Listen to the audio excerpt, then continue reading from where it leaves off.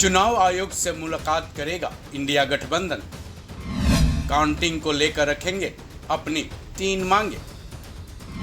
India गठबंधन की क्या हैं वो 3 मांगे।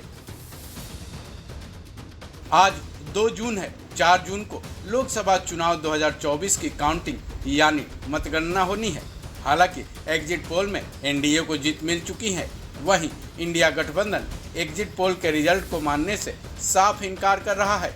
एग्जिट पोल में जो कुछ भी रिजल्ट आए हैं उन पर पूरी तरह से विश्वास किया भी नहीं जा सकता है, लेकिन इंडिया गठबंधन वास्तविक रिजल्ट को लेकर बेहद सतर्क नजर आ रहा है।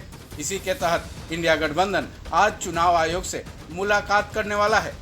चुनाव आयोग से मुलाकात कर इंडिया गठबंधन के दिग्गज नेता अपनी 3 मांगे रखेंगे, जिसमें पहली मांग ये होगी कि जैसा कि सुप्रीम कोर्ट ने निर्देश दिया है उसके मुताबिक वीवीपैट पर्ची की मिलान हो।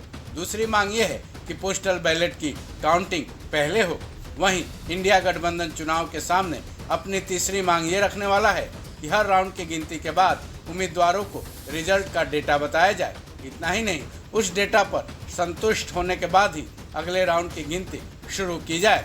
वहीं जैसा कि हमने बताया, इंडिया गठबंधन का कोई भी नेता एग्जिट पोल के रिजल्ट को मानने को तैयार नहीं है। इंडिया गठबंधन ने अपनी जीत का दावा भी ठोका है, साथ ही 295 प्लस सीट पर जीत होने का दावा किया है। ऐसे में शायद इंडिया गठबंधन को ये डर है कि काउंटिंग के वक्त कहीं कोई गड़बड़ी न कर दी जाए, इसलिए आज वो चुनाव आयोग के पास अपनी 3 मांगों को लेकर पहुंचेंगे। लेकिन सबसे बड़ा सवाल यह है कि क्या चुनाव आयोग उनकी मांगों को मान लेगा, क्योंकि वीवीपैट वाली बात को लेकर वो कई बार ये कह चुका है कि उससे कोई भी गड़बड़ी नहीं हो सकती है।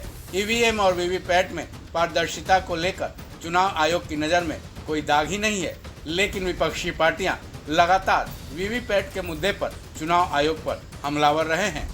सुप्रीम कोर्ट में भी इस पर केस लंबित है। ऐसे में वीवीपैट वाली बात चुनाव आयोग मान लेगी, इस पर शायद संदेह ही है। वहीं जहां तक दूसरी मांग जो कि पोस्टल बैलेट वाली है, उस पर चुनाव आयोग विचार कर सकता है, क्योंकि इसमें किसी तरह की उसे परेशानी नहीं होनी चाहिए।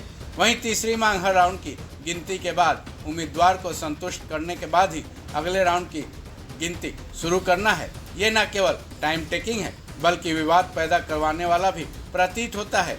ऐसे में इंडिया गठबंधन की तीसरी मांग भी मान ली जाएगी, ये कहना बेहद मुश्किल है।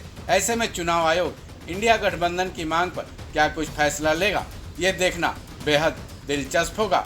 इसका एक और पहलू भी है कि चुनाव आयोग और इंडिया गठबंधन के बीच काफ़ी पहले से ठनी भी है, तो क्या इसका खामियाजा भी इंडिया गठबंधन की इन तीनों मांगों पर पड़ेगा, ये देखने वाली बात होगी।